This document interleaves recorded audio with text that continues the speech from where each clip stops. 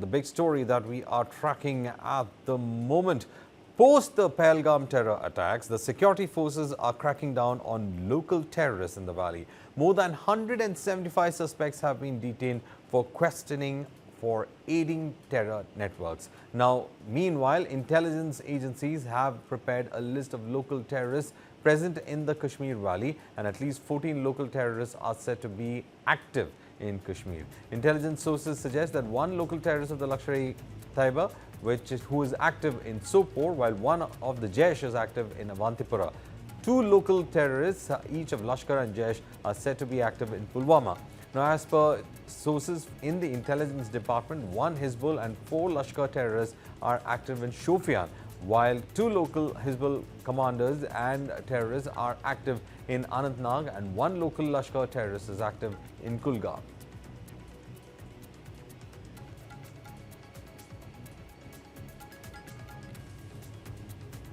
Massive crackdown on terrorists in Jammu and Kashmir after the Pahalgam attack. Soldiers, in fact, trace the terrorists and, in fact, some of them are being chased in their very areas itself. Intelligence sources are saying that there are several local terrorists who have been supporting organizations from across the border.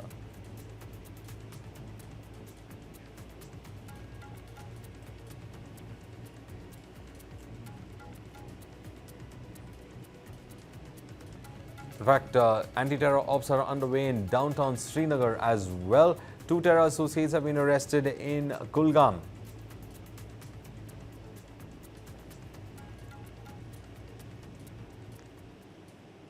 Meanwhile, big details emerging from Jammu and Kashmir. According to security forces, in the last 6 months, about 45 infiltration attempts were foiled along the border. Last year, the Indian Army foiled 10 infiltration attempts from the LOC and killed 25 terrorists trying to infiltrate. On the other side of the LOC, in Pak-occupied Kashmir, about 42 terrorist launch pads are active at present, in which 110 to 130 terrorists are suspected to be there. About 35 to 40 of these launch pads are on the other side of Kashmir, and the rest of the launch pads are opposite Kashmir, Rajouri and Poonch. It is estimated that 125 to 130 terrorists are actively engaged in Jammu and Kashmir at the moment. Now, about 70 to 75 terrorists are actively in Kashmir Valley itself. 60 to 65 terrorists are active in the areas of Jammu, Rajouri as well as Poonch. Now, there are 107 terrorist incidents in 2022. At least 27 such incidents took place in 2023 and 26 events which happened in 2024. Now, 3 such incidents took place till the end of March this year. Last year, terrorists carried out many big incidents in Jammu. 186 terrorists were killed in Jammu and Kashmir in 2022. 76 terrorists were killed in 2023 and 70 terrorists are eliminated so far.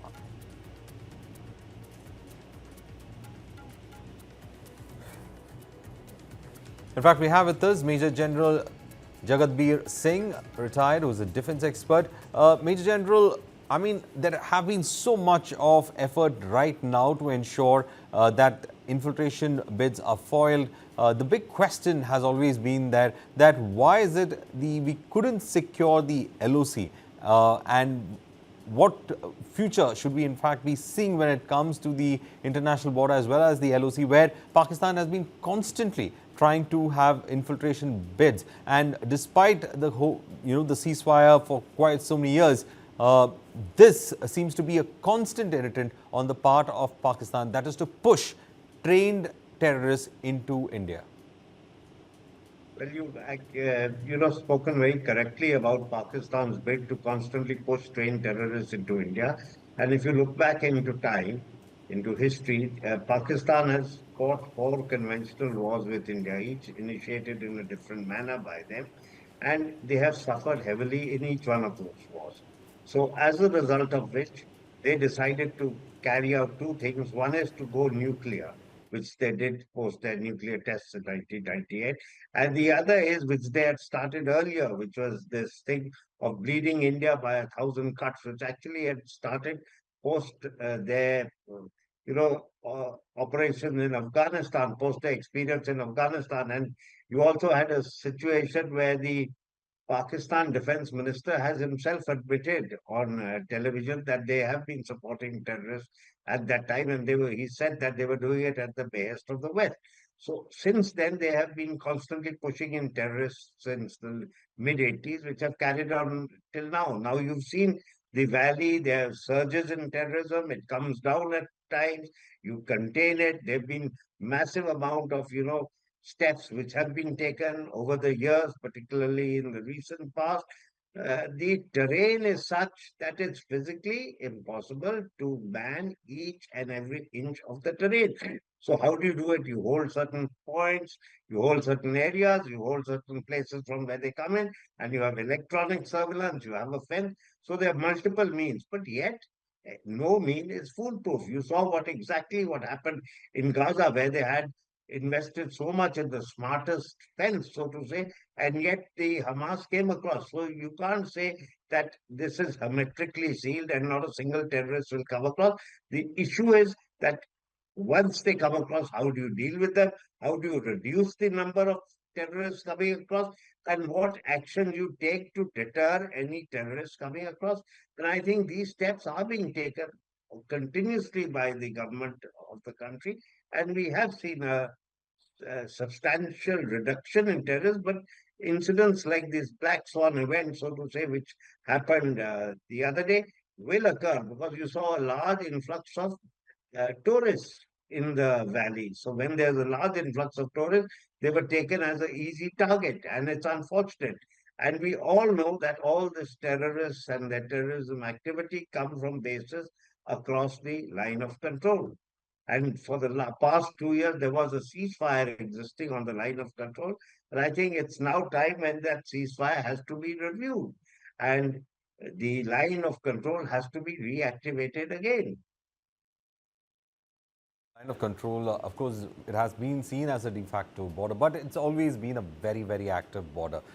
There have been instances of this border action teams also targeting Indian soldiers when it comes to the LOC as well as the international border. So you have Pak regulars and you have Pak irregulars as well, trained terrorists like this who are pushed in. So what is the strategy that Pakistan is looking at? Because over here, on one side with terrorists, they want to go for plausible deniability, but at the same time, they have a professional army also carrying on with attacks. And I've been asking this question for the last 2-3 days. Whom do you speak in Pakistan? You don't have a civil administration. You don't know. You're speaking to the army. Who is holding sway over that country? Well, to answer that second question is easier. There is no doubt that the Pakistan army is always held sway over the country. So if you have to speak to someone, you have to speak to the army. But you know the way the army is talking these days. The army chief made certain statements of talking of a two-nation theory. Yesterday you also had, which is surprising, the Pakistan defense attaché in London speaking in or gesturing in a total undiplomatic manner. It absolutely conduct unbecoming of the position he holds, which is reflective of the mindset and the attitude of both the Pakistan establishment and the Pakistan army. And he's holding a placard of Abhinandan. So, I mean, no military professional officer will do this. So the answer remains, can you speak to them? Absolutely. There have been means to speak to the Pakistan hierarchy as far as hotlines and all are concerned, but there have been no formal talks at all. And the next thing is that look at the way they've degenerated themselves. They've funded terror as an organization. This thing they've, creating crisis in India. They want to divide us, on religious lines, and that is exactly what their game plan is. We have to be vigilant. We have to be united. We have to be strong in our response, and we have to be committed in eradicating terrorism. And we have to also, at the same time, uh, expose Pakistan to all the other nations of the world. And this is what they're doing. Stay with us. Let's listen to what the Prime Minister of Pakistan had to say. Pakistan Prime Minister Shehbaz Sharif said that he is ready for a neutral investigation of the terror attack in Pahalgam. Now, the terror attack has triggered high-level diplomatic and security responses from government against Pakistan, which has been accused of harboring the handlers and backers of the terrorist group. Now, addressing a graduation ceremony in Pakistan Military Academy in Khyber Pakhtunkhwa's Kakul, Prime Minister Shehbaz Sharif said that the country is open in taking part in a credible investigation. He further said that Pakistan has always condemned terrorism in all its forms as well as manifestation. This is what Shehbaz Sharif is in fact saying. Major General, we have seen how Pakistan has been giving a sense of civility when it comes to this issue, especially when it comes to saying that we are ready for a neutral probe, we will get those who are responsible held for this, you give us the right evidence. All this is being said on one hand, but the action has always been 180 degree to what they say. This is just trying to buy time, isn't it? You see, absolutely. I don't think you should fall for the rhetoric, what they're saying. What they'll say will always be to protect themselves, to protect this, and to divert the attention elsewhere. They also said, somebody I've heard that's trying to say that there's a false flag event. I mean, staged. I mean, these are all ridiculous allegations. And even to mention these, I think, is absolutely incorrect. But as you go back in history, they denied Lashkars coming in 1947-48. Were they there? Answer is absolutely. They denied what they did in Operation Gibraltar in 1965. Again, traced back. They denied that Pakistan regulars had come in and occupied Kargil Heights in 1999. What happened thereafter? They denied every other action. You take Parliament, they denied Mumbai, they've denied Pulwama. So this is their narrative. I mean, surely we won't go by what he says, order a neutral probe and all that. I mean, it's ridiculous. And now somebody's saying what evidence? I mean, India's got the evidence. We know how it's happened. I'm sure that's all there. But I mean, for a neutral probe, it's not there. They have to take responsibility for the action. Have they taken any action to get rid of the terror bases over there? Have they taken any action against the so-called ideologues of the JEM and LET? The answer is no. So they know exactly what they're doing. This is part of their state policy to abet terrorism in India, and that's exactly what they're doing. They're using terrorism as an instrument of state policy. Thank you, Major General, for in fact speaking News9, giving us a perspective of the current situation that is there, how the leadership in Pakistan is also behaving at the moment, and what should be on strategy when it comes on India's front. Meanwhile, amid growing tensions between India and Pakistan, the Chinese ambassador to Pakistan called on Pakistan's Foreign Minister Ishaq Dar, asking to maintain close coordination. Now, in the meeting involving regional situation, as discussed with an agreement to maintain close coordination.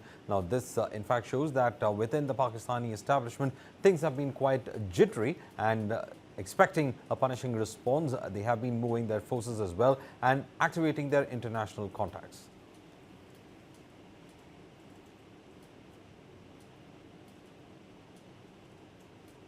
Former Pakistani Foreign Minister Bilawal Bhutto Zardari threatened India days after New Delhi formally suspended the Indus Waters Treaty. Following the deadly attack in Pahalgam, Bhutto, speaking in Sukkur alongside the Indus River, said that India has accused Pakistan of Pahalgam incident, with Modi making false allegations to conceal his own weakness and deceive his people. He was unilaterally decided to suspend the Indus Water Treaty, under which India has acknowledged that the Indus in fact belongs to Pakistan. Now let's listen to what Bhutto had to say.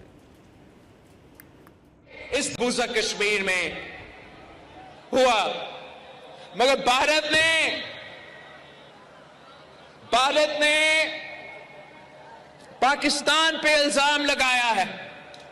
Bharat ने अपना कमजोरियां छुपाने के लिए, अपने अवाम को बेवकूफ बनाने के लिए मोदी ने पाकिस्तान को झूठे इल्जामात पाकिस्तान पे लगाए हैं कि ये इस दहशतगर्दी के वाकया के पीछे है, और इसकी वजह से इन्होंने ऐलान किया है कि ये इनका एक तरफा फैसला है। कि जो इंडस वाटर ट्रीटी है, जो मुआहिदा हुआ पाकिस्तान और भारत के दरमियान, जिसके तहत भारत ये मान चुका कि सिंधु आपका है, सिंधु पाकिस्तान का है। मोदी ने और उनकी हुकूमत ने ऐलान किया कि अब वो ये मुआहिदा नहीं मानते। और मैं सखर में इसी सिंधु दरिया के साथ खड़े होके भारत को कहना चाहूंगा कि सिंधु हमारा है और सिंधु हमारा रहेगा। या इस दरिया से हमारा पानी बहेगा या उनका खून बहेगा। ऐसे नहीं हो सकता, ऐसे नहीं हो सकता कि एक दिन तू उठ जाए और ये फैसला करे कि आप इंडस वाटर ट्रीटी को नहीं मानते हैं। A massive explosion and fire struck the Iranian port city of Bandar Abbas. It wasn't immediately clear if there was any casualties from the blast, which appeared to be at the Rajai port in the city. Now, authorities offered no immediate cause for the blast. Rajai Poti, in fact, mainly handles container traffic and also has oil tanks and other petrochemical facilities. Now, the port is said to be a very important connect point for trade in Iran, and the explosion has rocked the nearby buildings as well. Investigation is going on to find out what could be the reason for the blast.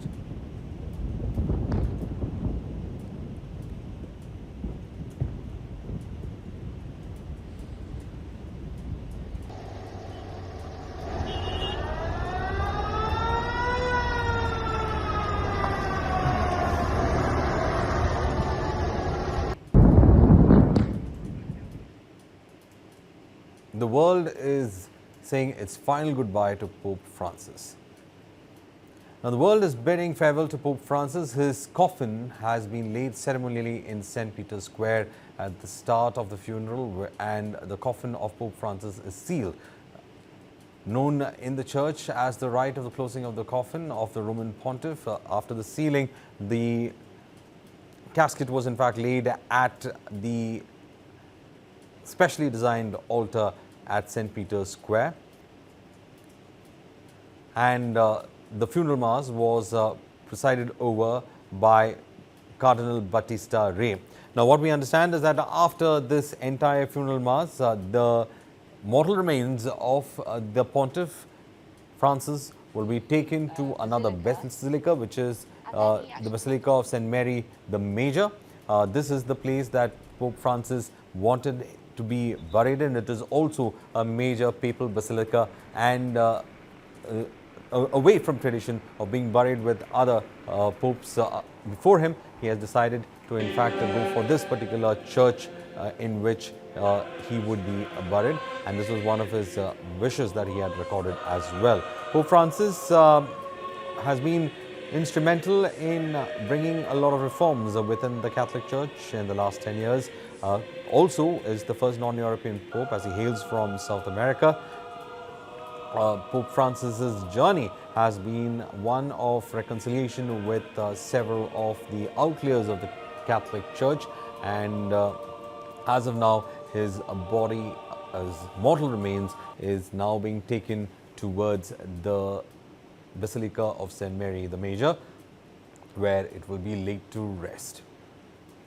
Coming in from the Jesuit order, Pope Francis has in fact been a symbol of simplicity. He did not in fact take the pomp of the papacy, and has surprised many of his peers as well with his simple lifestyle, and how he in fact went ahead with silent reforms within the Catholic Church, and spoke about an inclusive church which had diversity at play as well, with the majority of the Catholic Church now spread across the global south and away from its European headquarters.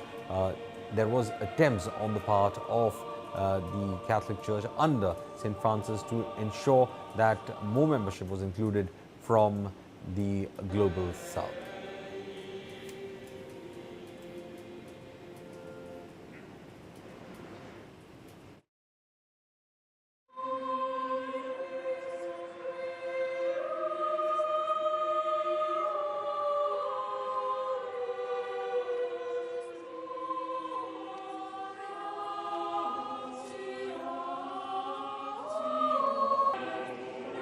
Which was used by Pope Francis, and this mobile was used when he was alive to travel through Vatican as well as for visiting the faithful.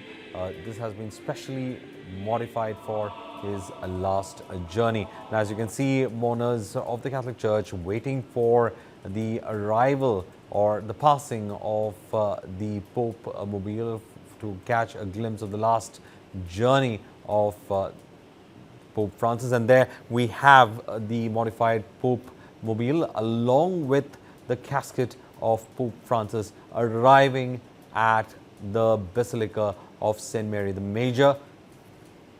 This is the church that Francis has, in fact, Pope Francis had in fact decided that he would be interred within this church, and it was one that he had chosen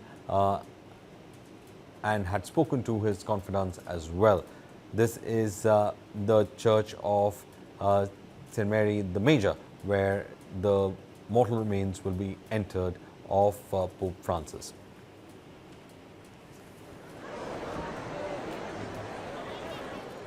Particularly poignant in this Jubilee of Hope as well that he inaugurated, that he opened. And so I think, I would imagine that would be the, and of course it is the key theme as well that we celebrate in a very special way at Easter at this time, a time of hope, of birth, new life, life in a new and transformed way. And so I think all today has been a wonderful tribute to Pope Francis and his ministry. And there we see the icon Salus Populi Romani. It's a panel made of cedar wood. It's about 117 by 79 centimeters, more or less.